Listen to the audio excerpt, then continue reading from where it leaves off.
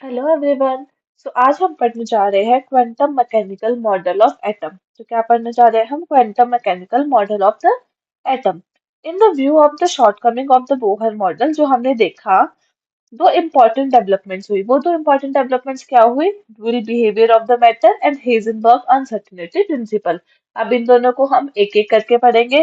तो सबसे पहले है dual behaviour of the matter.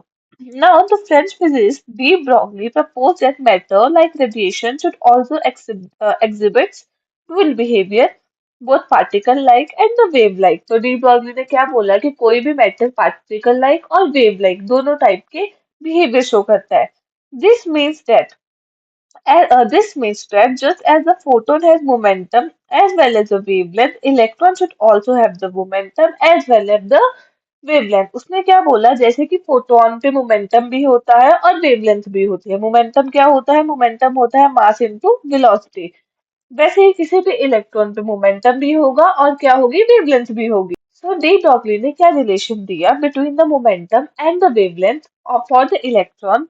देखो, डी ब्रॉगली जब था उसने क्या किया, आइंस्टीन सर आपने सुने हैं, उसने आइंस्टीन की इक्वेशन उठाई, कौन सी? E equals to M C square. कौन सी इक्वेशन उठाई? E is equals to M C square. Wait a minute, कौन सी ली? E is equals to M C square.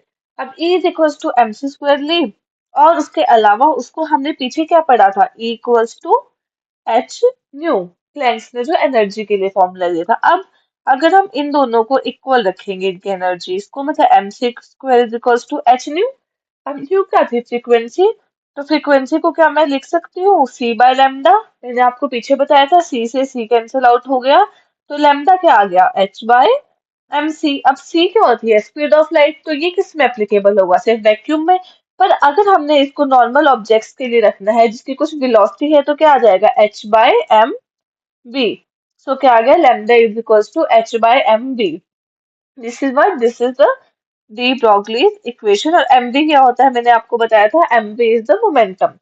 तो ये क्या बोल रहा है? Where m is the mass of a particle, v is its velocity, p is the momentum. Okay. Now, de Broglie prediction was confirmed experimentally when it is found that an electron beam undergo diffraction. Diffraction क्या होता है? आप 12th class में पढ़ेंगे। Diffraction की property कौन show करती है? वेव शो करती है। A phenomena characteristic of the wave. This fact has been put to use in the electron microscope बनाने में यूज आया था, which is based on the wave-like behavior of electron. ठीक है? Now, an electron microscope is a powerful tool. ये अभी आपके लिए important नहीं है. It needs to be noted that according to the de Broglie, every object in a motion have a wave character. कोई भी object अगर motion में होगा तो उसका कैसा character होगा? Wave character होगा. The wavelengths associated with the ordinary object are too short because of their large masses that the wave property cannot be detected. अब देखो भाई, डी ब्रॉगली ने क्या बोला कि कोई भी ऑब्जेक्ट है वो मोशन में होगा तो उसकी कोई वेवलेंथ होगी।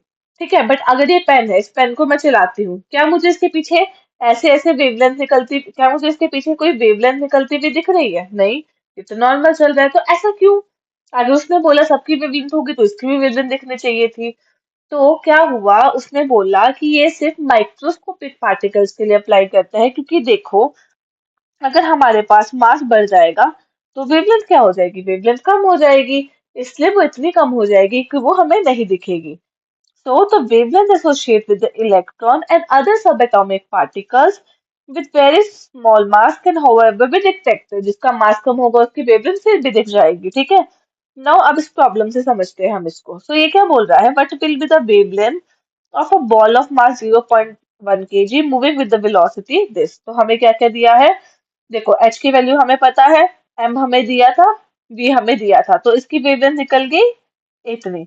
अब देखो, अगर हम इलेक्ट्रॉन की निकालें तो मास ऑफ द इलेक्ट्रॉन पता है, काइनेटिक एनर्जी दी है। अच्छा, इसको मैं काइनेटिक एनर्जी में कन्वर्ट कर सकती हूँ, कैसे? हाफ एम वी स्क्वायर होती है काइनेटिक एनर्जी। यहाँ से मैं v निकाल सकती हूँ, v क्या आ जाएगा? 2 ke अपॉन में m अंडर रूट में। अब मैं इस v को इसमें पुट कर सकती हूँ। ठीक है?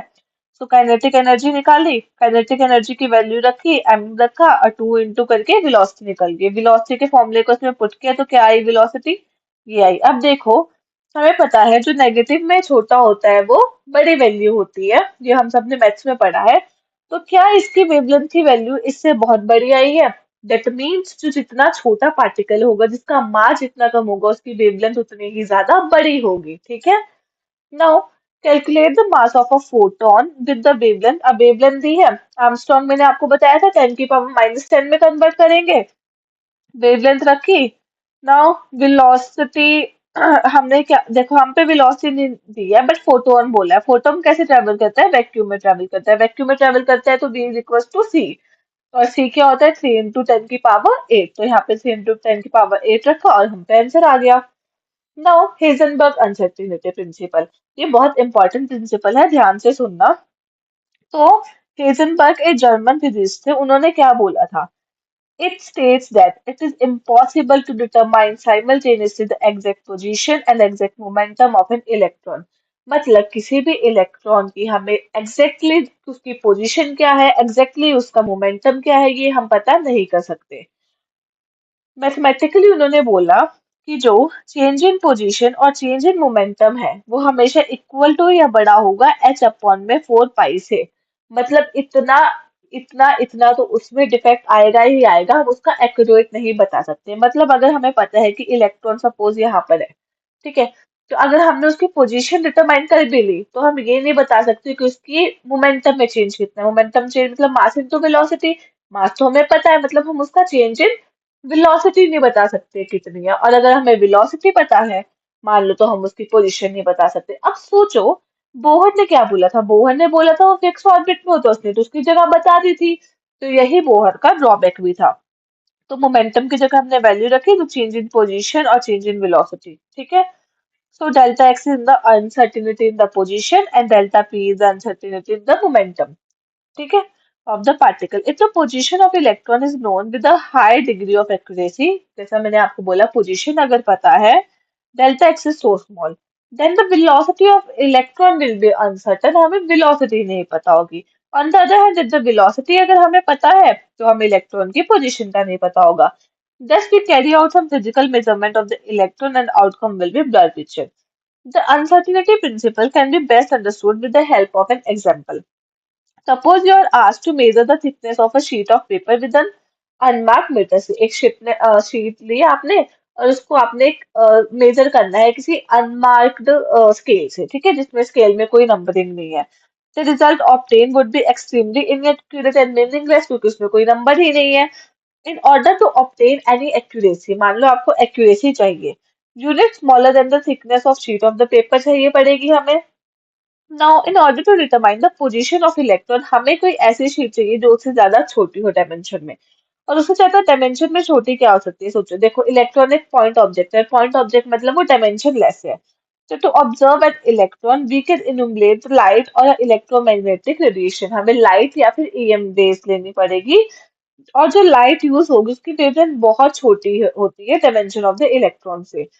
तो the high momentum of the photon is, इसकी हमने इस मोमेंटम की हमने लाइट ले ली, वो change the energy of electron by the collision, ठीक है। अब यहाँ से हम पता लगा लेंगे कि इसकी वो बहुत ज्यादा छोटी है। अब क्या, हम जो बड़े पार्टिकल्स होते हैं मैक्रोस्कोपिक, मैक्रो और माइक्रो समझते हो। माइक्रोस्कोपिक मतलब जो हम माइक्रोस्कोप में देख सकते हो, मैक्रोस्कोपिक मतलब हम जो नेक्ड आई से भी देख सकते हैं, खुली आंखों से देख सकते हैं, ठीक है। तो सिग्निफिकेंस क्या था अनसर्टेनिटी प्रिंसिपल का। One of the important implications of the Heisenberg uncertainty principle is that it rules out the existence of the definite path or the trajectory of an electron and other similar particle। जैसा कि Bohr ने बोला था कि उसका एक definite part होता है, path होता है, तो पर ये किसने मना कर दिया था, हेजनबर्ग ने बोला था कि ऐसा नहीं होता, उसमें कुछ ना कुछ अनसर्टेनिटी होती है, इलेक्ट्रॉन की कोई definite trajectory नहीं बता सकता।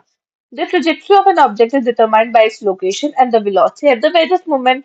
If we know where a body at a particular instant, and if we also know its velocity and the force acting on it at instant, we can tell where the body is sometime later. We therefore conclude that position of an object and velocity fixes predictable। Subatomic particles such as electron is impossible है उसका निकालना, ठीक है। So the effect of the Heisenberg uncertainty principle is significant only for the motion of the microscopic particle and negligible for the macroscopic particle। तो मैंने आपको क्या बोला था कि क्या होगा, जो हेजनबर्ग का प्रिंसिपल है अनसर्टेनिटी का, वो क्या बोलता है कि हम किसी भी इलेक्ट्रॉन के एग्जैक्ट पोजीशन और एग्जैक्ट मोमेंटम को नहीं बता सकते, पर ये किसके लिए एप्लीकेबल है, सिर्फ और सिर्फ माइक्रोस्कोपिक पार्टिकल जैसे इलेक्ट्रॉन और उसके जैसे और पार्टिकल्स के लिए एप्लीकेबल है, वो माइक्रोस्कोपिक के लिए एप्लीकेबल नहीं है। अब हम देखते हैं ऐसा वो क्यों नहीं है।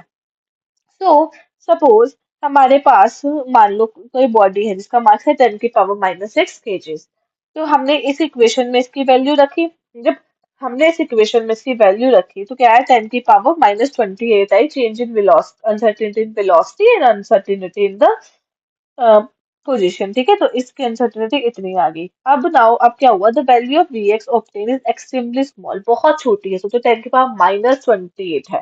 ठीक है, इसलिए बोलते हैं कि जो जब हम मिलीग्राम साइज या हेवियर ऑब्जेक्ट से डील करते हैं तो हम अनसर्टेनिटी नहीं करते, the associated uncertainty hardly of any real consequence. ठीक है, क्यों, बहुत छोटी वैल्यू आई है, मतलब उसका कोई मीनिंग ही नहीं बनता। अब अगर हम माइक्रोस्कोपिक ऑब्जेक्ट के केस में देखते हैं तो क्या होता है, सपोज हम इलेक्ट्रॉन ले रहे हैं, इलेक्ट्रॉन का मास क्या होता है ये, तो इसकी एंथैल्पी की वैल्यू देखो कितनी है, 10⁻⁻⁴ आई, मतलब इसकी तो कुछ वैल्यू है। Now, it therefore means that if one tried to find the exact location of an electron, say to an uncertainty of only 10⁻⁸, then the uncertainty of the velocity, suppose मान लो, तो हमारे पास ये आया था डेल्टा वी, डेल्टा एक्स किसके equal, delta x किसके equal 10⁻⁻⁴। अब मुझे अनसर्टेनिटी इन पोजिशन सपोज पता है तो डेल्टा भी क्या जाए, 10⁻⁻⁴ अपॉन में 10⁻⁻8 है, सपोज मुझे पता है। तो डेल्टा वी की वैल्यू क्या आ गई, डेल्टा वी की वैल्यू आ गई 10⁴। तो समझो अगर मैं पोजीशन ये सोच लूं कि पोजीशन मुझे पता है कहाँ, उसमें बहुत स्मॉल चेंज है, तो जो चेंज इन वेलोसिटी है वो बहुत ज्यादा आ जाएगा, मतलब इन दोनों में से कोई ना कोई एक चीज बहुत ज्यादा अनसर्टेनिटी शो करेगी। ठीक है, कहने का मतलब वही है। Now it therefore means that the precise statements of the position and the momentum of electron have to be replaced by the statement of probability that the electron has at a given position and momentum. This is what happened in the quantum mechanics. मतलब जैसा कि Bohr ने बोला था कि वो एक fix position पर होते हैं, एक फिक्स पाथ में होते हैं, वैसा नहीं है। हम उसको प्रोबेबिलिटी कर सकते हैं कि हाँ प्रोबेबली वो इस पोजीशन पे होंगे, जो हम आगे पढ़ेंगे कि हम वो कैसे निकालते हैं। नाउ न्यूमेरिकल देखते हैं। A microscope using a suitable photon is employed to locate an electron in an atom with the distance दिया है इतना, but is the uncertainty involved। ठीक है, तो मोमेंटम को खोल लिया मास इनटू वेलोसिटी में, तो वेलोसिटी बोला है निकालने के लिए एच, इसकी वैल्यू हमारे पास है, डेल्टा एक्स हमें दिया है, मास हमें इलेक्ट्रॉन का पता है, बस वैल्यू निकल जाएगी। देखो मैं न्यूमेरिकल सॉल्व करके नहीं बता सकती क्योंकि एनसीईआरटी हाईलाइट है, इतना टाइम नहीं है, बट मैं आपको बता रही हूँ कि करना कैसे, आप खुद ट्राई कर लेना। कुछ भी डाउट हो तो मुझे कमेंट्स में बता देना। एंड प्लीज प्लीज एनसीईआरटी को पूरा पढ़े, वो बहुत इंपॉर्टेंट है, चाहे कॉम्पिटेटिव एग्जाम्स हो, चाहे बोर्ड्स हो, चाहे आपको बेसिक्स हो। अब नाउ अ गोल्फ बॉल जिसका मास है 40 g, स्पीड है जिसकी 45 मिली सेकेंड। देखो अब क्या होता है, जब नीट और जे का एग्जाम आते हैं, बच्चे क्या करते हैं, बच्चे सब कुछ पढ़ लेते हैं। मैं नहीं बोलती कि आप हाई लेवल मत पढ़ो, वो भी पढ़ो, आप न्यूमेरिकल्स के लिए पढ़ो, शॉर्ट ट्रिक्स भी पढ़ो, बट एनसीईआरटी पढ़ना मत भूलो, क्योंकि आप एनसीईआरटी पढ़ना भूलोगे तो आप वो बेसिक क्वेश्चंस नहीं कर पाओगे। तो एनसीईआरटी पढ़ना सबसे मस्ट है, सबसे पहले एनसीईआरटी पढ़ लो, उसके बाद चैप्टर पढ़ लो, बट एनसीईआरटी सबसे पहले और चैप्टर खत्म होने के बाद 2 बार तो आपको एनसीईआरटी पढ़नी ही पढ़नी है।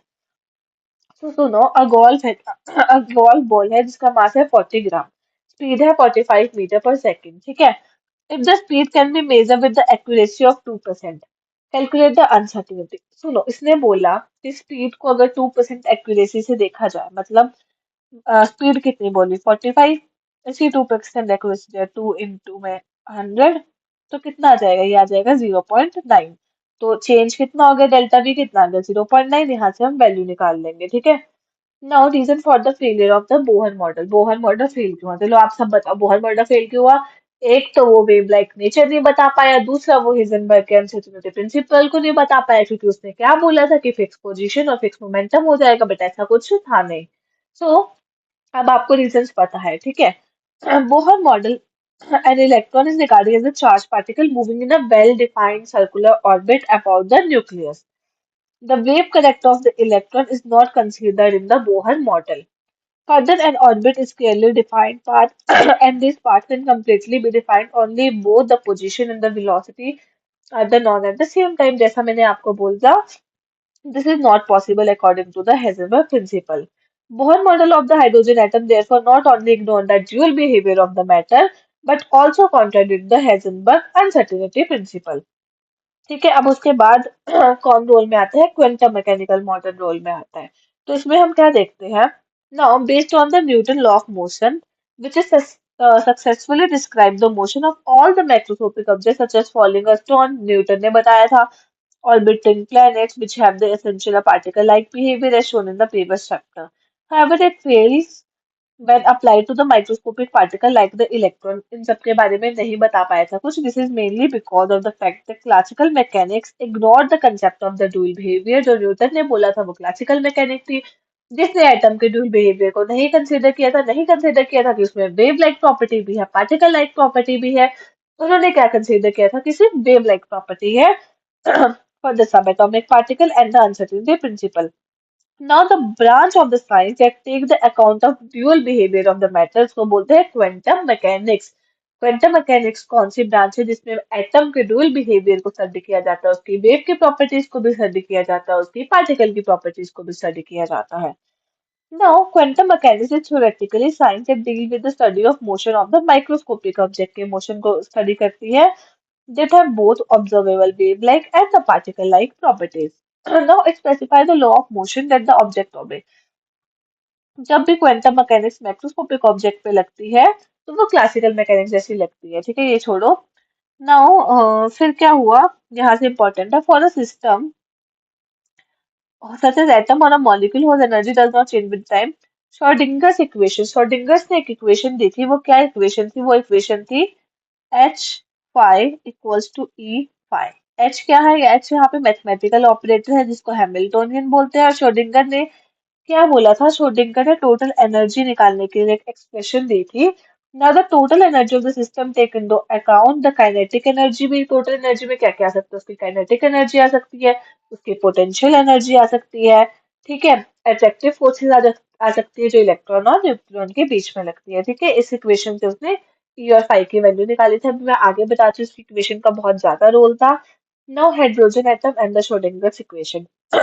When the Schrodinger equation is solved for the hydrogen atom, the solution gives the possible energy level the electron can occupy and the corresponding the wave function of the electron associated with the energy level.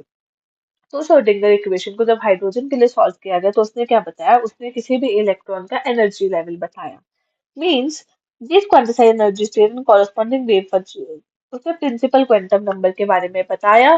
Principal quantum number जिसको हम N से denote करते हैं, azimuthal quantum number जिसको हम L से denote करते हैं, मैग्नेटिक क्वांटम नंबर जिसको हम एम से डिनोट करते हैं, इन सब के बारे में बताया था उसने. ठीक है, now when the electron is in any energy state, the wave function corresponding to that energy state contain all the information about the electron. Electron किसी भी स्टेट में हो, उसका जो वेव फंक्शन होता है वो उसके बारे में सारी इंफॉर्मेशन रखता है.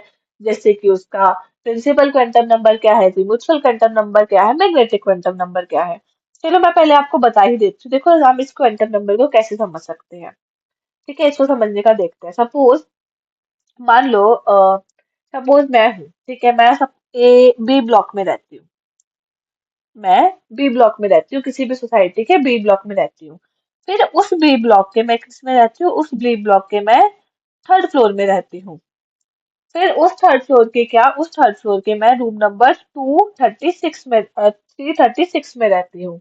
ठीक है, अब रूम नंबर 336 में दो कमरे हैं, दो रूम्स हैं, उन दो रूम्स में से मैं किसी एक में रहती हूँ. तो ये बी ब्लॉक क्या है, ये बी ब्लॉक है प्रिंसिपल क्वांटम नंबर एन, जो क्या बताता है, जो इलेक्ट्रॉन की शेल को बताता है, वो किस शेल में रहता है. थर्ड फ्लोर क्या है, एजीमुथल क्वांटम नंबर एल, जो इलेक्ट्रॉन की सब शेल को बताता है कि उस शेल के अंदर वो कौन सी सब शेल में रहता है. 236 क्या बताता है, मैग्नेटिक क्वांटम नंबर, जो उसके ऑर्बिटल को बताता है कि उस सबशेल में वो कौन सा ऑर्बिटल में रहता है. रूम क्या है, स्पिन क्वांटम नंबर, जो उसको बताता है कि वो इस साइड रहता है, इस रूम में रहता है या इस.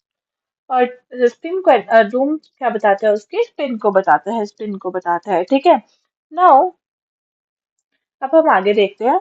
The wave function is a mathematical function. Wave function क्या है, मैथमेटिकल फंक्शन है whose value depend upon the coordination of electron in the atom and does not carry any physical means. जो सिर्फ कोऑर्डिनेशन की वजह से कोई फिजिकल मतलब नहीं है. Such wave function of hydrogen or hydrogen-like species with one electron are called the atomic orbital. इस वेव फंक्शन को क्या बोलते हैं? Atomic orbital. मतलब वेव फंक्शन क्या बताता है? कोई एटम कौन से एटॉमिक ऑर्बिटल में है। Such wave function rotating one electron species are called one electron system. Now ये important है. The probability of finding an electron at a point with an atom is proportional to the phi square at that point. मतलब phi का square क्या दर्शाता है कि इस point पे there is a maximum probability of finding the electron, इसको बोलते हैं ऑर्बिटल। और अगर ये फाई स्क्वायर जीरो होगा तो उसको बोलेंगे हम नोडल पॉइंट। इस पॉइंट पे जो इलेक्ट्रॉन की फाइंडिंग की प्रोबेबिलिटी होती है वो क्या होती है? जीरो होती है। ठीक है, तो एक है नोडल पॉइंट, एक है ऑर्बिटल। ऑर्बिटल पे फाइंडिंग करने की प्रोबेबिलिटी मैक्सिमम होती है और नोडल पॉइंट पे क्या होती है? जीरो होती है। Now the quantum mechanics result of the hydrogen atom successfully predict, ये थी कुछ नहीं है। No application of the Schrodinger equation to multi-electron present a difficulty. The Schrodinger equation cannot be solved exactly for a multi-electron atom के लिए उसको solve नहीं किया गया था। This difficulty can be overcome by using an approximate method.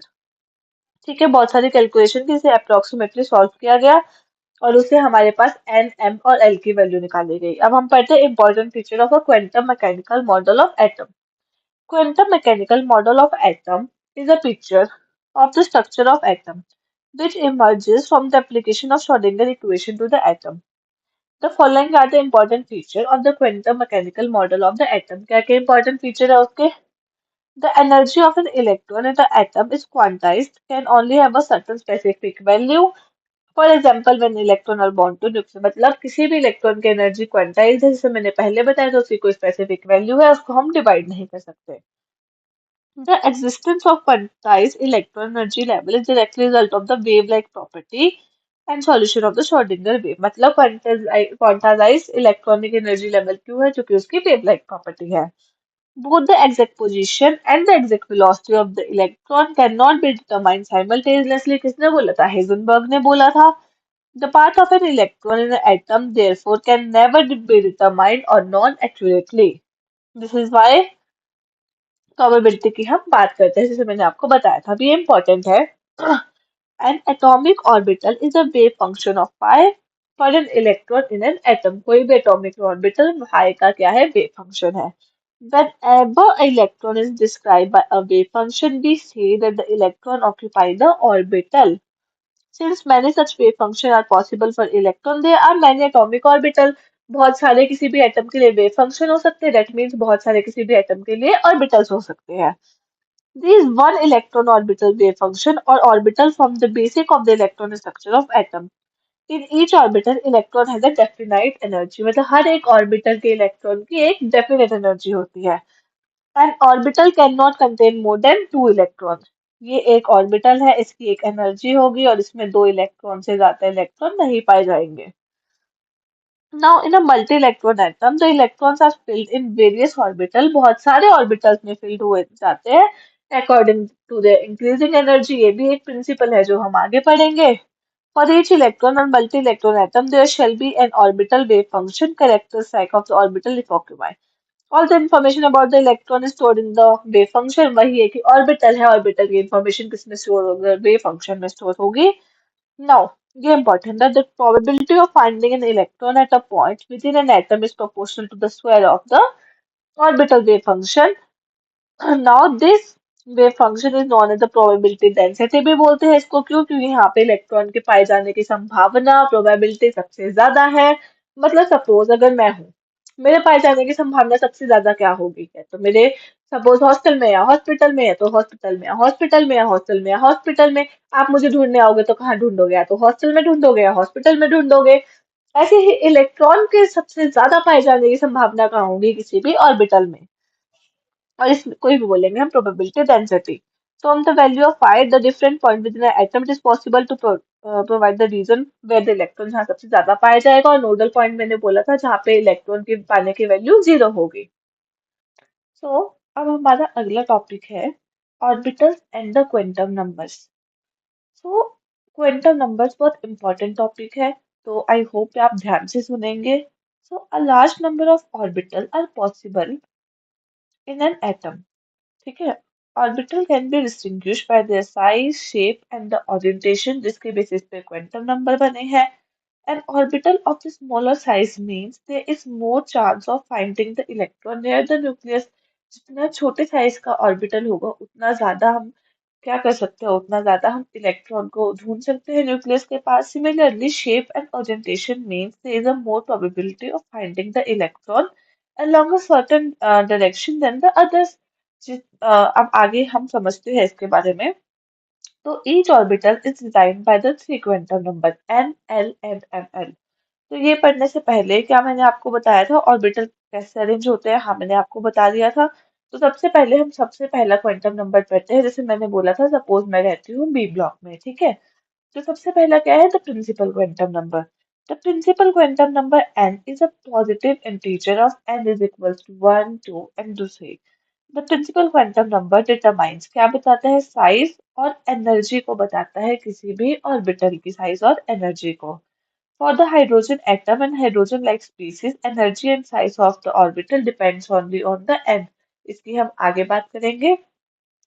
अब जो principal quantum number है वो क्या आइडेंटिफाई करता है? वो शेल को आइडेंटिफाई करता है। ठीक है।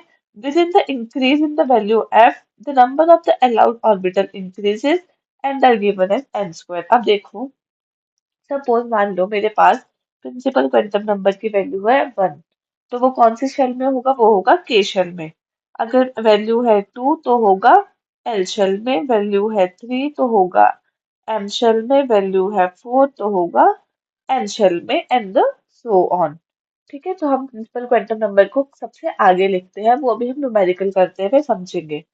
तो अगर हमने प्रिंसिपल क्वांटम नंबर दिया है और हमें पूछा है कि सपोज मेरे को बोला है कि प्रिंसिपल क्वांटम नंबर है 2 और मुझे नंबर ऑफ ऑर्बिटल्स निकालने हैं। ऑर्बिटल्स क्या होते हैं? जहाँ पे इलेक्ट्रॉन के पाए जाने की प्रोबेबिलिटी सबसे ज्यादा होती है। तो फिर मैं कैसे निकालूंगी? तो इसका फॉर्मूला होता है एन स्क्वायर। तो मैं एन स्क्वायर से निकाल सकती हूँ। मीन्स एन स्क्वायर इज 4, मतलब उसमें 4 ऑर्बिटल्स होंगे। ठीक है। अब अगर मुझसे पूछे कि उसमें कितने नंबर ऑफ इलेक्ट्रॉन्स है, तो नंबर ऑफ इलेक्ट्रॉन्स मैं कैसे निकाल सकती हूँ? नंबर ऑफ इलेक्ट्रॉन्स मैं निकाल सकती हूँ 2n स्क्वायर। क्यों? क्योंकि हर एक ऑर्बिटल में 2 इलेक्ट्रॉन होते हैं, तो उसको मैं 2 से इंटू कर दूंगी तो इलेक्ट्रॉन कितने निकलेंगे? 8। So now all the orbital of a given value of n constitute a single shell of the atom। एक शेल होती है हर एक क्वांटम नंबर की। Size of the orbital increases with increase in the principal quantum number. जैसे जैसे shell बढ़ती जाएगी, सपोज ये न्यूक्लियस था, सॉरी सपोज ये न्यूक्लियस है, ठीक है।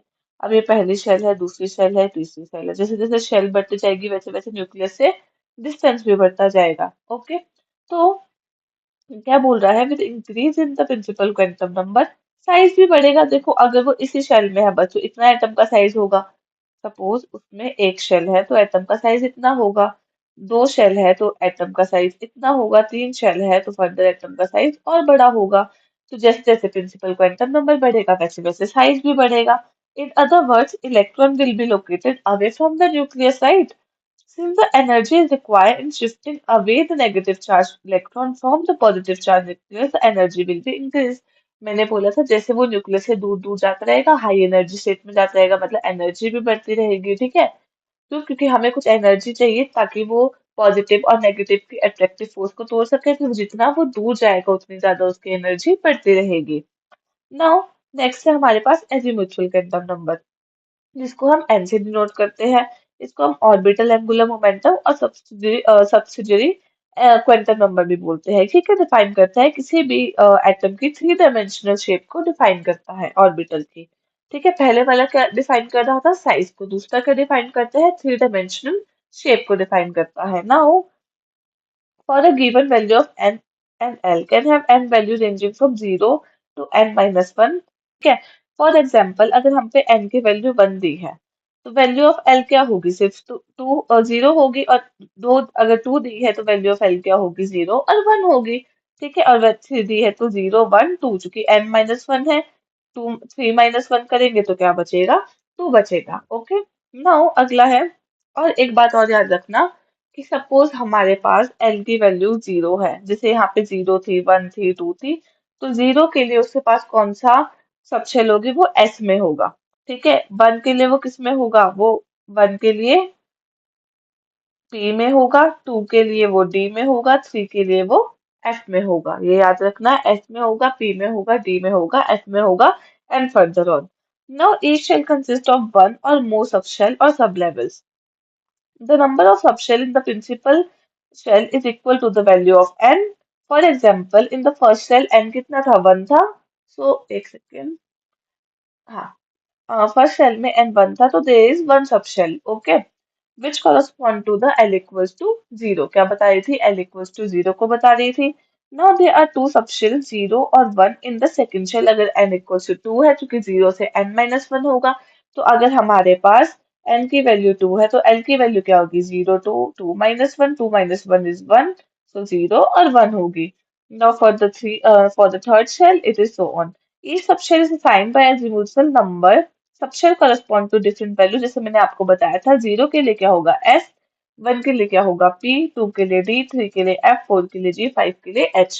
तो सपोज मेरे पास 1 मिनट, सपोज मेरे पास है, मान लो मेरे पास गिवन है कि n इक्वल्स टू 1 है, l इक्वल्स टू 0 है, तो मैं इसको कैसे लिख सकती हूँ, मैं इसको लिख सकती हूँ n1 मतलब 1, मैंने आपको बोला था पहले लिखेंगे, l0 मतलब s में। ऐसे ही n2 है, l0 है तो 2s, 2 है 1 है तो 1 किस में जाएगा, p में। ऐसे ही अगर n3 है और मेरे पास l2 है तो क्या हो जाएगा, 3, 2 किस में लिखते हैं हम, d में। ठीक है, ऐसे further on. Now third is magnetic quantum number. अब देखो, सबसे पहले क्या था, प्रिंसिपल क्वांटम नंबर, जिसने शेल को बताया, जैसे मैं बी ब्लॉक में रहती हूँ।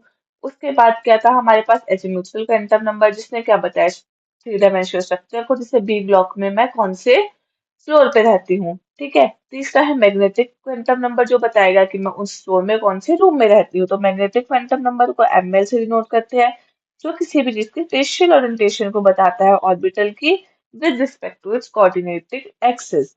Now, for any subshell defined by the L values, 2L plus 1 value for ml are possible.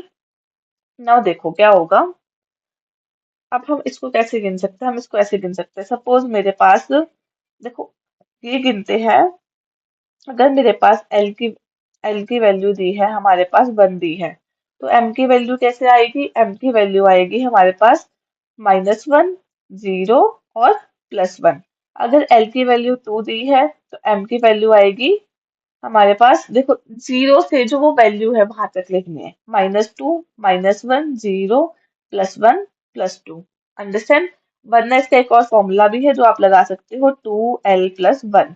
L की वैल्यू 2 रखती हूँ, 2, 2 + 1 कितने आ गए, 5, 5 ऑर्बिटल्स होने चाहिए, तो माइनस से लेके प्लस तक लिख लेना उस वैल्यू के। ठीक है, so now M L is equal to -l से -l-1 l-2, वही है, l0 है, तो हमारे पास m की वैल्यू क्या आ जाएगी, m की वैल्यू हमारे पास आ जाएगी जी, 1s ऑर्बिटल है, सिर्फ 0 ही आएगी, तो 0 से ही स्टार्ट करते हैं।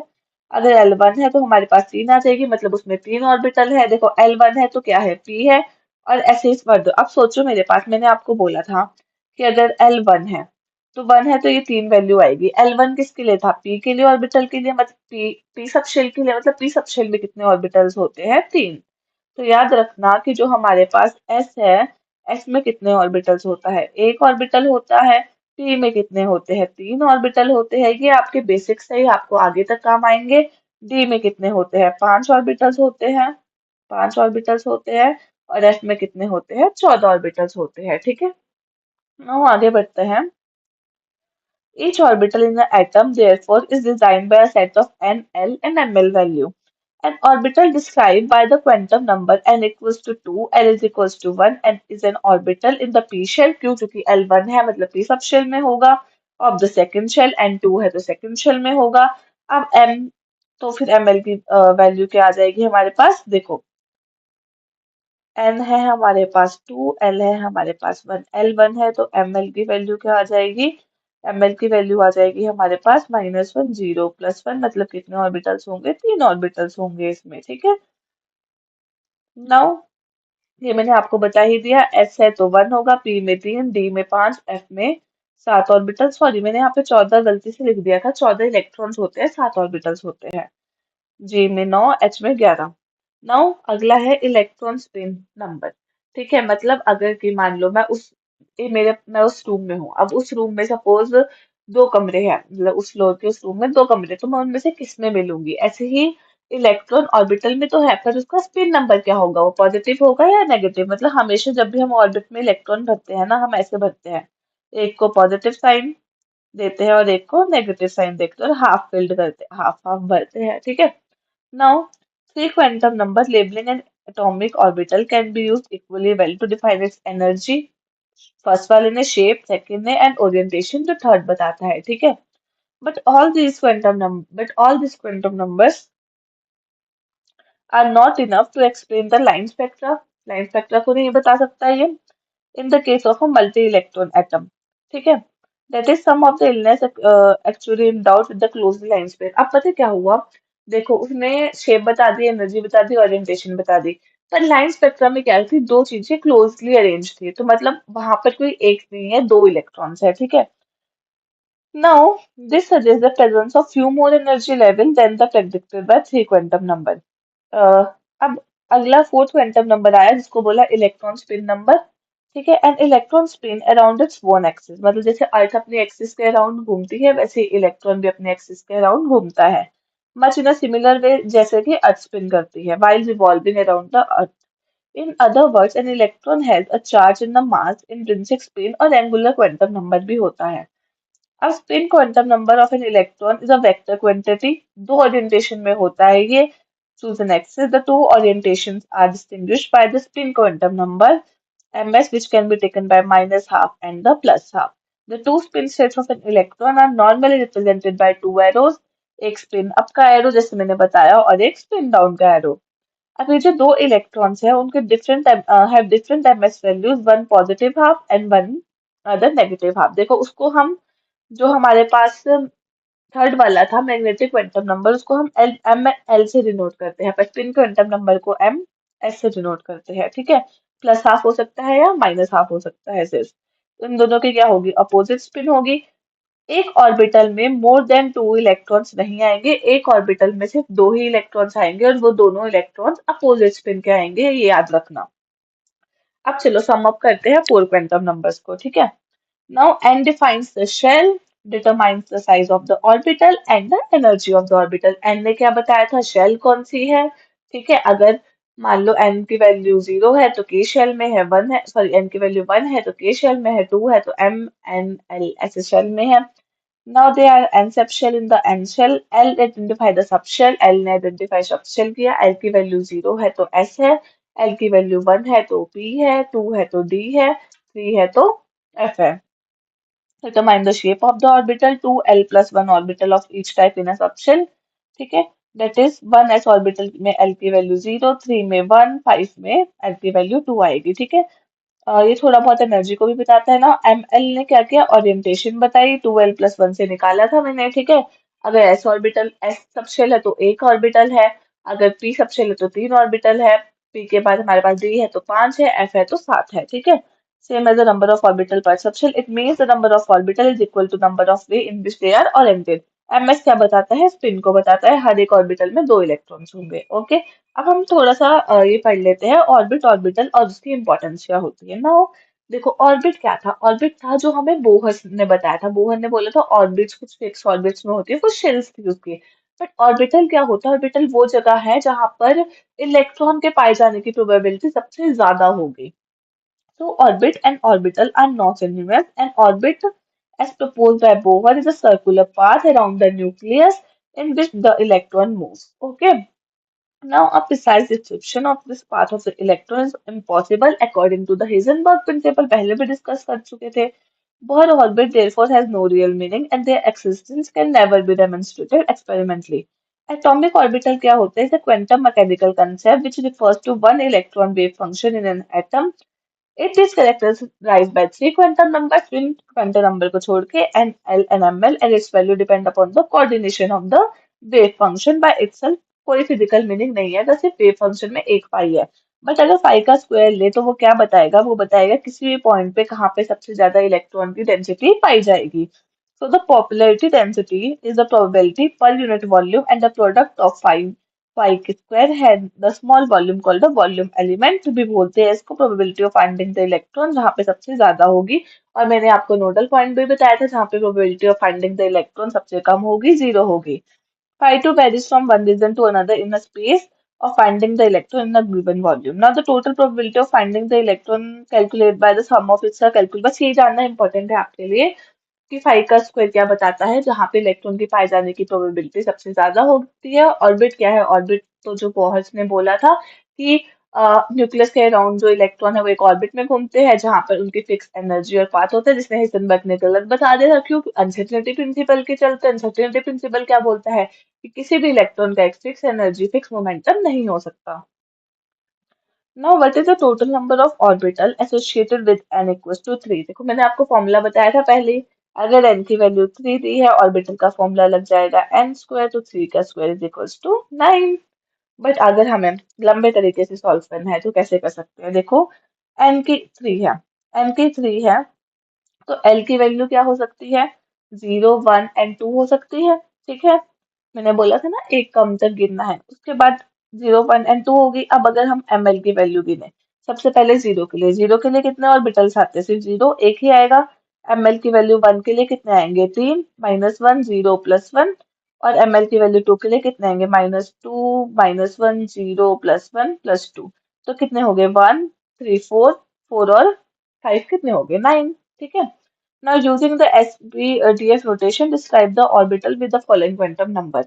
ठीक है, n की वैल्यू क्या दी है? 2 दी है, l की वैल्यू दी है 1, तो ये लिखा जाएगा हमने 2p। n की वैल्यू 4, l की वैल्यू 0, 4 s हो गया, 5 आ गया, 3 मतलब f, 2d। ठीक है, ये आप कर लेंगे। नाउ आगे बढ़ते हैं हम shape of the atomic orbital में। So the orbital wave function phi of an electron is no physical meaning। बार बार वही बात। ठीक है, आगे बढ़ते हैं हम। नाउ अब हम क्या कर रहे हैं? However different orbital the plot corresponding wave function के अकॉर्डिंग कुछ ग्राफ दिए हैं जिससे प्लॉट किया जाता है। ग्राफ देख लेना। Now according to the Max Born the square of the wave function at a points give the probability density of the electron at that point. जैसा कि मैं तब से बोल ही रही हूँ, the variation of the phi not as a function of R is given. ठीक है, अलग अलग कर्व बनते हैं। It may be noted that one S orbital the probability density is maximum at the nucleus and it decreases sharply as we move away from the nucleus. मतलब ये बोल रहा है कि एस ऑर्बिटल के लिए सबसे ज्यादा इलेक्ट्रॉन के पाए जाने की प्रोबेबिलिटी कहाँ होती है? सबसे ज्यादा इलेक्ट्रॉन के पाए जाने की प्रोबेबिलिटी होती है अराउंड द न्यूक्लियस। मतलब ये न्यूक्लियस है, इसके अराउंड सबसे ज्यादा पाया जाएगा। और जैसे जैसे हम न्यूक्लियस से दूर जाएंगे, आगे आगे शेल्स में जाएंगे, वैसे वैसे उसकी पाए जाने की प्रोबेबिलिटी कम हो जाएगी। Now on the other hand, for the 2s orbital, the probability density first decreases sharply to the zero and फिर एकदम से वो increase हो जाएगी। पहले जीरो पे sharply decrease होगी, फिर increase हो जाएगी। After reaching a small maximum, it decreases again and फिर से approaches to zero कर लेगी।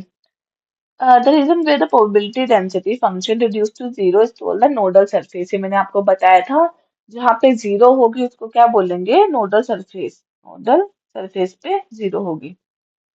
Now, in general, it has been found that the ns orbital has n minus 1 nodes. That is, the number of nodes increase with the increase of the principal quantum number. In other words, number of nodes for 2s orbital is 1 and 2 for 3। देखो, अगर हमें number of nodes निकालने हैं, ठीक है, तो देखो तीन फॉर्मूले बताऊंगी। अगर टोटल नोड्स निकालने हैं हमें, तो हम निकालते हैं n-1 से। जैसे मान लो n की वैल्यू 3 है, तो यहाँ पे कितने आ जाएंगे? 2। अगर हमें एंगुलर नोड निकालना है, तो एंगुलर नोड निकलता है सिर्फ L से। जो L की वैल्यू होगी, सपोज L की वैल्यू होगी 2, तो एंगुलर 1 ले लो, तो एंगुलर नोड भी हो जाएगा 1। अगर हमें रेडियल नोड्स निकालने हैं, तो रेडियल नोड्स कैसे निकलते हैं? n माइनस L-1 से। तो मतलब 3 - 1 - 1 कितना हो गया? 3 - 1 2 -1 1। ठीक है, नाउ आगे देखते हैं। Now the boundary surface diagram. ठीक है, the boundary surface diagram of a constant probability density for a given orbital give a fairly good representation of the shape. देखो ये 1s का सरफेस डायग्राम है। वन जो s ऑर्बिटल होता है वो कैसा होता है? वो स्फेरिकल होता है शेप में, उसका सरफेस डायग्राम भी स्फेरिकल बनेगा शेप में। ठीक है, in this representation of boundary surface of the is drawn in a space for the orbital on which the probability density is constant। ठीक है, आगे देखते हैं। ये हम बार बार वही लाइन पढ़ रहे हैं, प्रोबेबिलिटी। हाँ हाँ, It is taken to be good representation of the shape of orbital which enclose a region or volume in which the probability of finding the electron is high, say 90% है. ठीक है, तो boundary surface of a 1s and 2s orbital दिया है. अब ये 100% क्यों नहीं हो सकती? क्योंकि थोड़ी बहुत अनसर्टेनिटी हर चीज में होती है. Boundary surface diagram of s orbital is actually a sphere centered on the nucleus in two dimensions. Sphere look like a circle. ठीक है, it encloses a region which the probability is 90. मतलब अगर हम actual में देखें तो वो spare है, बट अगर हम उसका बाउंड्री डायग्राम बनाएंगे तो वो सर्कल होगा, तो थोड़ी बहुत 10% प्रोबेबिलिटी छूट जाएगी, इसलिए 90% प्रोबेबिलिटी होगी. Thus we see that 1s, 2s orbitals are spherical in the shape. याद रखना, in reality all the s orbitals are spherical symmetrically. That is probability of finding the electron at a given distance equal in the all direction. अब क्या देखा गया है, that the size of s orbital increases with increase in s. obvious सी बात है, अगर 4s होगा तो मैंने आपको बोला था ज्यादा शेल्स होगी, मतलब उसका ज्यादा बड़ा साइज होगा. And the electron is located far away, दूर होगा न्यूक्लियस से, as the principal quantum number increases. Boundary surface diagram for 3 2ps are shown. In this diagram, the nucleus is at the origin. अब now, हाँ, अब unlike the s orbital, the boundary surface diagram is not spherical for the p orbital. ठीक है, instead each p orbital consists of two sections called the lobes that are on either side of the plane that possesses through the nucleus. देखो p का boundary surface diagram कुछ ऐसा होता है. तीन होंगे, P X, P Y and the P Z. P X होगा तो एक्स पे दो लोब्स बनेंगे, पी वाई होगा तो वाई पे बनेंगे, पी जेड होगा तो जेड पे बनेंगे. हमेशा याद रखना बीच में जीरो होता है, एक प्लस होता है, एक माइनस होगा, एक लोब प्लस होगा, एक लोब माइनस होगा. ठीक है, तो ये क्या बोल रहा है, बोलता है the probability density function is zero on the plane where the two lobes touch each other. जहाँ दोनों टच करेंगे वहां पर क्या होगा, जीरो होगा. The size shape and the energy of the three orbitals are identical. Size shape energy तीनों के आइडेंटिकल होगी. They differ however in which the lobes are oriented. Since the lobe may be considered in the x y z axis, they are given 2px, 2py, 2pz. 2 क्या है यहाँ पे, 2 है हमारा shell principal quantum number. It should be understood, however, that there is a no simple relation between the values of ml, x and the yz direction. मतलब ऐसा नहीं है -1 वाला कोई रिलेशन नहीं है, एक को x बोल दे, एक को y बोल दे, एक को z बोल दे, -1 0 और +1 के अकॉर्डिंग. ठीक है. Now, for our purpose, it is sufficient to remember that because there are three possible value of ml, ठीक है, so there are three orbitals whose axes are mutually perpendicular. तीनों एक दूसरे से perpendicular होगी. Like s orbital, p orbital increase in size energy with increase in the principal quantum number. ये तो सबके लिए applicable है, जितना ज्यादा दूर जाएगा उतना ही उसकी एनर्जी बढ़ेगी. Hence the order of the energy, क्योंकि उसको सोचो अपने न्यूक्लियस, अपने घर से छूटने के लिए एनर्जी चाहिए ना, एनर्जी चाहिए तभी वो घर से छूट के बाहर जा सकता है. Energy and the size of the various p orbital, वही ऑर्डर है. Further, like the s orbital, the probability density function for the p orbital also pass to the value 0. Beside at 0 at infinite distance as the distance from the nucleus increases. ये कुछ नहीं है.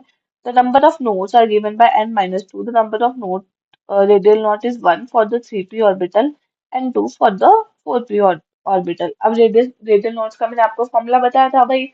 देखो इन्होंने n minus two की बोला, मैंने बोला था n minus l minus one होगा. l क्या है p ऑर्बिटल के लिए 1, तो n माइनस टू हो जाएगा. तो बस वही लगाया है. ठीक है. For L equals to 2, the orbital is known as d orbital, मैंने आपको बताया था. And the minimum value of principal quantum number has to be 3 होनी चाहिए d के लिए, क्योंकि L की वैल्यू हम वैसे ही निकालेंगे.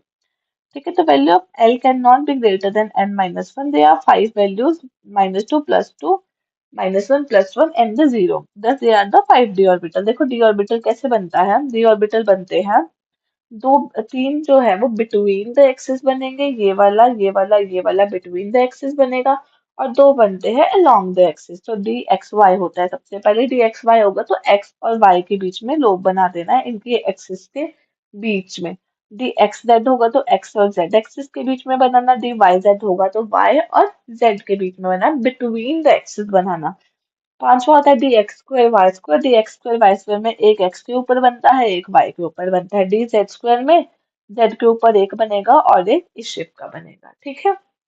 Now the 5d orbital are designed at D X Y, D Y Z, D X Z, D X square minus Y square and D Z square. थोड़ा जल्दी जल्दी खत्म कर रही हूँ क्योंकि इसमें एनसीईआरटी में इतना कुछ नहीं दिया है, जो इम्पोर्टेंट है वो मैं आपको बता रही हूँ. ठीक है. Now the shape of the first four d orbitals are similar to each other, whereas the fifth orbital dx that sphere की shape अलग थी, is different from other. But ये सारे एनर्जी में इक्वल होते हैं. इसमें भी वही है, जैसे जैसे एन बटा रहेगा वैसे वैसे एनर्जी डिफरेंट होगी. Probability density function is zero. The probability density function for the entry and the orbital are zero and the plane. वो मैंने आपको बताया था न्यूक्लियस के पास जीरो होंगे, जैसे ऊपर जाएंगे उसे प्लस माइनस होता रहेगा. ठीक है. Now in the case of pz orbital, xy plane is a nodal plane. ठीक है. In the case of dx orbital, there are two nodal plane. Nodal plane क्या होते हैं, जहाँ पे probability density क्या होती है, जीरो होती है. ठीक है. So the axis by देखो क्या होगा, क्या बोल रहा है ये, एक सेकेंड, सॉरी फिर से पढ़ते हैं.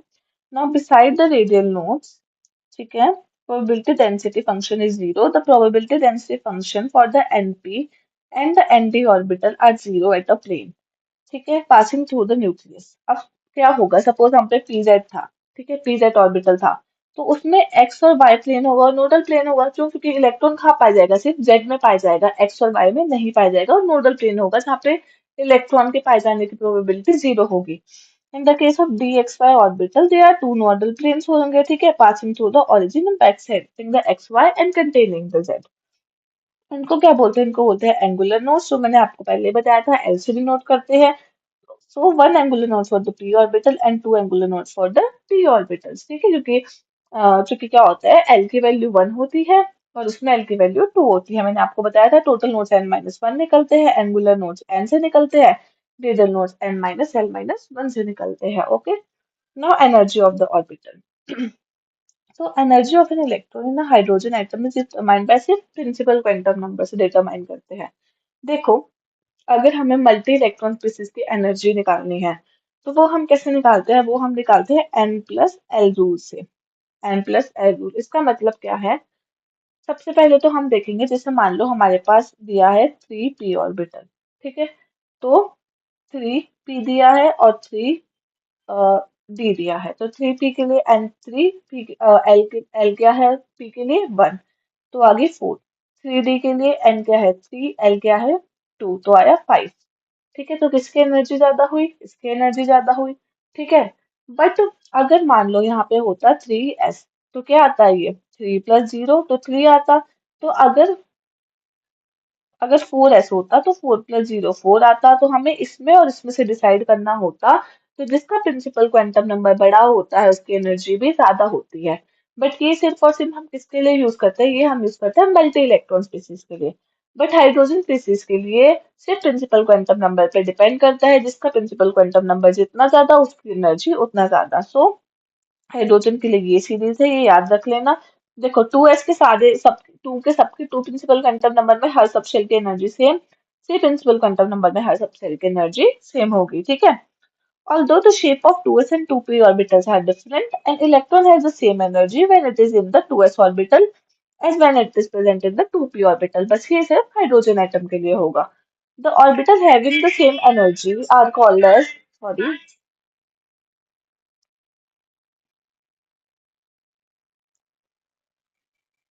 so the orbital having the same energy are called the degenerate. Jin Jin orbitals की same energy होगी उनको क्या बोलेंगे, degenerate बोलेंगे. The oneness orbital in a hydrogen atom, as said earlier, correspond to the most stable state and the ground state. मैंने आपको पहले भी बताया, जिसकी सबसे कम एनर्जी होगी वो क्या होगा, ground state होगा. ठीक है. And the electron in this orbital is the most strong held by the nucleus. सबसे strongly nucleus से held होता है. And electron the two S two P are highest state, और हाईएस्ट स्टेट को क्या बोलते हैं, एक्साइटेड स्टेट, क्योंकि वो एक्साइटेड होके हाईएस्ट स्टेट में चला जाता है. ठीक है, ये चार्ट है ना. देखो कई बार चार्ट्स में भी इंपॉर्टेंट पॉइंट होता है जो हम छोड़ देते हैं. The orbital for the same value of the principal quantum number have the same energy for different azimuthal quantum number for hydrogen atom. In the case of multi-electron species, orbital have same principal quantum number have different energy for different azimuthal quantum number. जो मैंने आपको बताया, ये point important है, ये direct आपके statement base पे पूछ सकते हैं. आगे बढ़ते हैं. The energy of an electron in a multi-electron atom, unlike that of hydrogen atom, depends only on its principal quantum number. ठीक है, तो energy of electron in a multi electron atom, that of hydrogen, किस पे depend करता है, सिर्फ principal quantum number पे, but also the azimuthal पे भी करता है. For a given principal quantum number, S, P, D, F all have different energy. Within a given principal quantum number, the energy of the orbital increases in the order. मतलब F के लिए सबसे ज्यादा energy होगी, D के लिए, फिर P के लिए, फिर S के लिए, याद रखना. For higher energy level, though these differences are sufficiently pronounced in orbital energy may result in 3D की ज्यादा होगी, 5D की, 6D की. क्यों ज्यादा होगी? देखो 4s है, 3D है. 4s में लगा हुआ n+l, 4+0, 3+2. तो ये कितना हो गया? 4+0 4, 3+2 कितना हो गया? 5. तो इसकी एनर्जी ज्यादा है, ठीक है. The main reason for having a different energy of the subshell is the mutual repulsion among the electrons in a multi-electron atom. मतलब देखो हाइड्रोजन में ऐसा क्यों नहीं है? हाइड्रोजन में सिर्फ एक इलेक्ट्रॉन है, तो वो किसी और से रिपल्शन नहीं करेगा. बट यहाँ पे डिफरेंट एनर्जी क्यों होगी?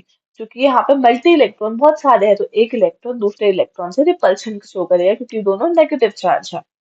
Now the only electric interaction present in a hydrogen is the attraction होगी सिर्फ न्यूक्लियस और उसके बीच में, ठीक है. But in multi-electron system, besides the presence of the attraction between the electron and the nucleus, there is a repulsion term between every electron and other electron in the present atom. जैसा कि मैंने आपको बताया. Thus, the stability of an electron in a multi-electron atom is because total attractive interactions are more than the repulsive interaction. Now, in general, the repulsive interaction of electron in the outer shell with the electron in the inner shell are more important. Okay. On the other hand, the attractive interaction of an electron increase with the increase in the positive charge of the nucleus. मतलब कि मान लो positive charge बढ़ रहा है. मान लो अभी positive charge का हमारे पास कितना था? पॉजिटिव चार्ज हमारे पास अभी, ठीक है, हमारे पास अभी पॉजिटिव चार्ज था सपोज 12. और पॉजिटिव चार्ज बढ़ के कितना हो गया? पॉजिटिव चार्ज बढ़ के हो गया 24. तो किसकी अट्रैक्शन ज्यादा होगी? इसकी अट्रैक्टिव फोर्स ज्यादा होगी. जैसे पॉजिटिव चार्ज बढ़ेगा, पॉजिटिव चार्ज कब बढ़ेगा? जब एटॉमिक नंबर बढ़ेगा. क्यों? मैंने क्या बताया था आपको कि Z क्या होता है? एटॉमिक नंबर, जो किसके इक्वल होता है? नंबर ऑफ प्रोटॉन्स के इक्वल होता है, ठीक है. So, on the other hand, the attractive interaction of an electron increases with the increase in the positive charge. Due to the presence of electron in the inner shell and electron in the outer shell will not experience the full positive charge of the nucleus. ये क्या बोल रहा है? देखो क्या होगा. The net effect will be lower due to the partial shielding of the positive charge on the inner shell. अब देखो एक शील्डिंग इफेक्ट होता है, हम इसको फिर से पढ़ेंगे. पहले मैं शील्डिंग इफेक्ट समझा देती हूँ आपको. ठीक है, सपोज न्यूक्लियस है. न्यूक्लियस क्या है आपके पास? न्यूक्लियस आपके पास कोई लड़का है. अब इस लड़के की है दो गर्लफ्रेंड्स. एक इस लड़के के घर के पास रहती है यहाँ पर, और एक इस लड़के के घर से दूर रहती है यहाँ पर, ठीक है. अब जो पास वाली गर्लफ्रेंड है, क्या वो पास वाली गर्लफ्रेंड इसको इससे बात करने देगी? थोड़ा थोड़ा सा तो रिपल्स करेगी ना. ये इसके चारों ओर घूमती रहेगी, घूमती रहेगी, घूमती रहेगी. इसके पॉजिटिव चार्ज, इसके प्यार को अपने पास रखेगी. इसकी दूर वाली गर्लफ्रेंड पे कम जाएगा. तो इसी को बोलते हैं हम शील्डिंग इफेक्ट. इसको शील्ड करके रखेगी. ऐसे ही इलेक्ट्रॉन भी जो पास वाले शेल में होगा, वो न्यूक्लियस के पॉजिटिव चार्ज को शील्ड करके रखेगा. उसको दूसरे दूर वाले चार्ज के पास कम जाने पर देगा. सो क्या बोल रहा है? Due to the presence of electron in the inner shell, the electron in the outer shell will experience full positive charge of the nucleus, will not experience full positive charge of the nucleus. The effect will be lower due to the screening of the positive charge on the nucleus by the inner shell electron. This is known as the shielding of the outer shell electron from the nucleus by the inner shell electron. ठीक है?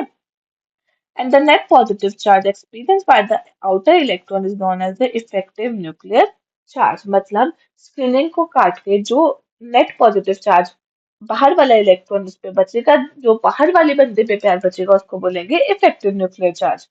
Despite the shielding of the outer electron from the nucleus by the inner electron, the attractive force experienced by the outer shell increases with increase in the nuclear charge. Obvious सी बात है, अगर उस लड़के ने सोचा अपना प्यार ही बढ़ा, मतलब उस लड़के ने ऐसा हुआ, उस लड़के ने चालाकी करनी शुरू की. उस लड़के ने सोचा कि मैं अपने बंदी को बेवकूफ बनाऊंगा और दूसरे के पास भी जाऊंगा. तो वो क्या करेगा?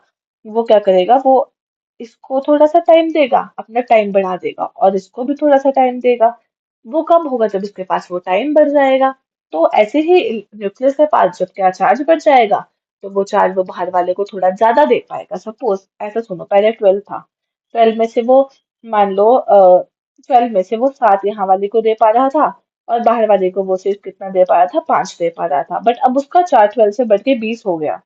तो 7 यहाँ वाले को तो 7 ही दे पाएगा वो, पर बाहर वाले को वो ज्यादा दे पाएगा. सपोज यहाँ वाले को उसने 11 भी दे दिया, तो अब वो बाहर वाले को 9 दे पाएगा. ठीक है.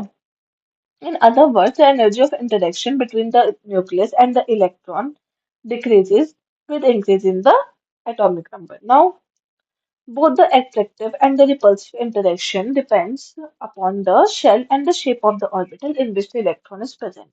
For example, electron present in the spherical shaped s orbital shape the outer electron from the nucleus more effectively as compared to electron present in the p orbital. जो शेल होगी, हर शेल का अलग रूल होता है, जैसे हर लड़का अलग तरह से ट्राई कर सकता है, ठीक है। जो s ऑर्बिटल होगा वो क्या कर पाएगा, वो ज्यादा शील कर पाएगा। Similarly, electron present in the p orbital shield the outer electron from the nucleus more than the d orbital.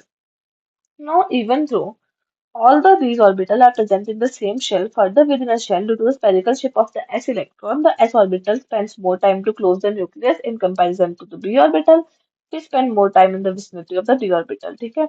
In other words, for the given shell, the Z effective experience by the electron decreases with the increase in the azimuthal quantum number. ये क्या बोल रहा है? ये line important है कि जो effective nuclear charge था एक्सपीरियंस बाय द इलेक्ट्रॉन वो डिक्रीज होगा जैसे ही एजीमुथल क्वांटम नंबर बढ़ेगा, that is s orbital electron will be more tightly bound to the nucleus than the p orbital, which in turn will be better tightly bound than the d orbital. The energy of the electron in s orbital will be lower than the p orbital, which will have the less energy that of the d orbital.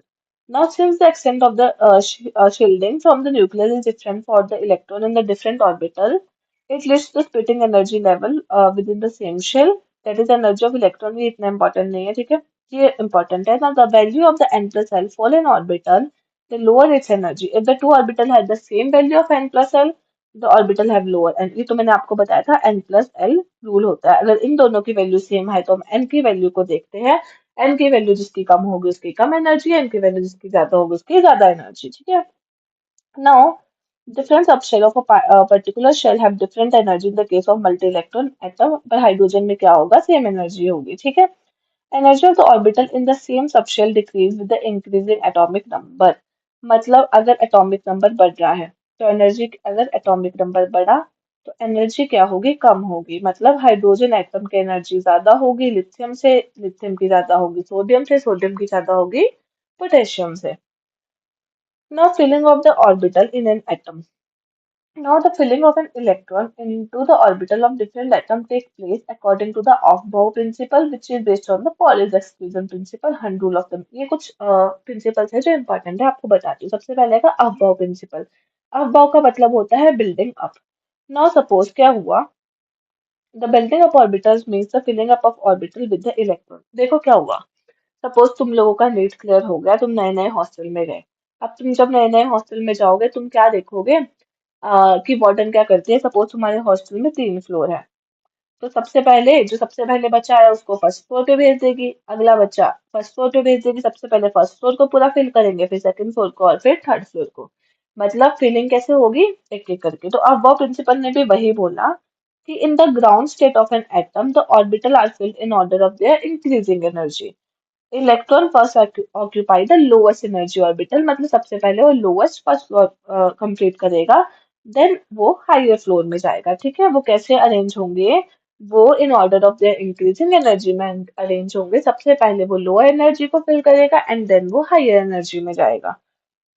Now energy of a given orbital depend upon the effective nuclear charge, जैसा कि हमने पढ़ा ही है। तो अब वो principal को देखो, अब तो कभी भी इलेक्ट्रॉनिक कॉन्फ़िगरेशन लिखनी हो तो आप ये वाला चार्ट बना देना, ठीक है। तो 1s, 2s, 3s, 4s, 5s, 6s, 7s, ठीक है। देखो क्या होगा, अगर वन आपने यहाँ से शुरू किया, पहले one S S S S S को लिख देना। फिर जो अगला पी वाला शुरू करोगे वो अगले से शुरू करना है, यहाँ से 2p, 3p, 4p, 5p, 6p। अगला शुरू करोगे यहाँ से करना 3d, 4d, 5d। अब शुरू करोगे यहाँ से शुरू करना, उसके बाद यहाँ पे ऐसे क्रॉस लाइंस मारते रहना, टिल्टेड लाइंस। बस इसी फॉर्म में आपको वो भरना है, पहले 1s भरना, फिर 2s भरना, फिर 2p, फिर 3s, 3p, 4s। Electronic configuration की क्लास में लूंगी, उसमें आपको मैं ये सब समझाऊंगी, ठीक है। Now the order may be remembered by using the method. Starting from the top, the direction of the arrow gives the order of filling of the d orbitals. That is starting from the right top to the bottom left. With respect to the placement of outermost valence electron, it is remarkably accurate for the all atom. For example, valence electron in a potassium must choose between the 4d and the 4s orbital as predicted by the sequence.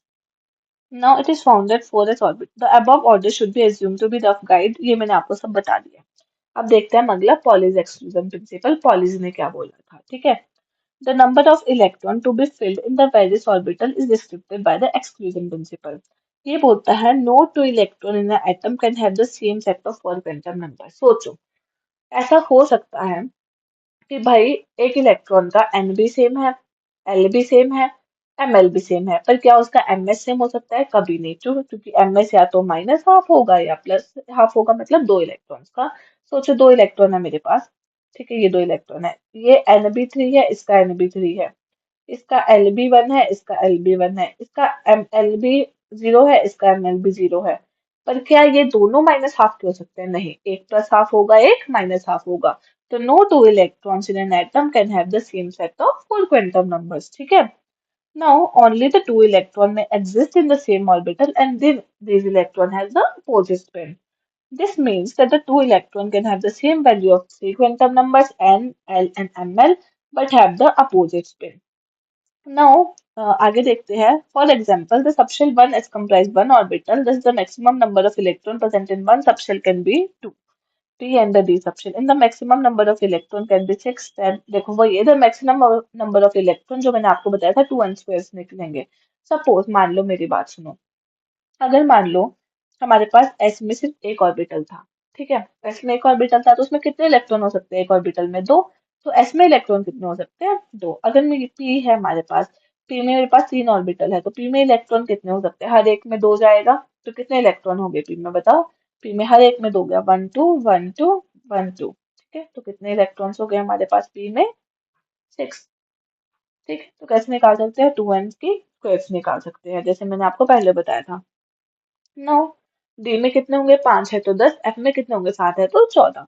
हंस rule of maximum multiplicity. This rule deal with the filling of electron in the same energy level called the degenerate orbital. Pairing of electron in the orbital belonging to the same subshell does not take place until each orbital belonging to the one electron each. देखो क्या बोला. Suppose मेरे पास एक class है, मेरे पास class में पांच बच्चे हैं, मेरे पास पांच बच्चे क्लास में, मेरे पास नौ टॉफी है. तो मैं वो नौ टॉफी की डिस्ट्रीब्यूट कैसे करूंगी? सबसे पहले मैं सबको एक एक टॉफी दूंगी. मैं ऐसा कभी भी नहीं करूंगी पहले एक को मैं दो टॉफी दूंगी, पहले सबको एक एक दूंगी, उसके बाद में और टॉफी दूंगी. तो ये वही बोल रहा है कि हम कभी भी ऐसा नहीं करेंगे कि सबसे पहले एक सबशेल में दो इलेक्ट्रॉन्स भर देंगे. नहीं, हम हर एक सबशेल में एक इलेक्ट्रॉन भरेंगे सबसे पहले और उसके बाद दूसरा भरेंगे, अगर वो सेम ही एनर्जी लेवल का है. Since there are 3p, 5d and 7f orbital, therefore pairing of the electron will be starting p, d, f orbital in the entry of 4, 6 and the 8th electron. ठीक है. Now हमारे पास क्या था? हमारे पास देखो हमने तीन रूल पढ़े. अब बाउ रूल ने क्या बोला था? अब बाउ रूल ने बोला था सबसे पहले सबसे लोएस्ट एनर्जी वाला भरा जाएगा, उसके बाद इंक्रीजिंग एनर्जी के ऑर्डर में. ये बहुत इंपॉर्टेंट है, ये याद रखना, इसी से आप इलेक्ट्रॉनिक कॉन्फ़िगरेशन निकाल सकते हो. पॉलीज एक्सक्लूजन प्रिंसिपल ने क्या बोला था कि हमेशा एक ऑर्बिटल में दो इलेक्ट्रॉन्स भर सकते हैं हम, ठीक है. और क्या हो सकता है? हम फोर क्वांटम नंबर किसी के लिए भी सेम नहीं हो सकते, स्पिन क्वांटम नंबर तो अलग होगा ही होगा, ठीक है. और उसके बाद हमारे पास उसने क्या बोला, हंस ने बोला कि हम क्या करेंगे, सबसे पहले सबको एक एक इलेक्ट्रॉन देंगे, उसके बाद दूसरा लेंगे. अब इलेक्ट्रॉनिक कॉन्फ़िगरेशन की क्लास है, ये मैं अलग से आपके लिए एक वीडियो लेक्चर बनाऊंगी कि इलेक्ट्रॉनिक कॉन्फ़िगरेशन कैसे लिखते हैं, क्योंकि ये बहुत इंपॉर्टेंट है, आपको आगे तक काम आएगा. आई होप आपको ये सीरीज पसंद आई हो, और अगर आपको ऐसी और सीरीज चाहिए तो please support the channel, like share and subscribe the channel. Thank you so much. कुछ भी डाउट हो तो मुझे कमेंट में बताइएगा.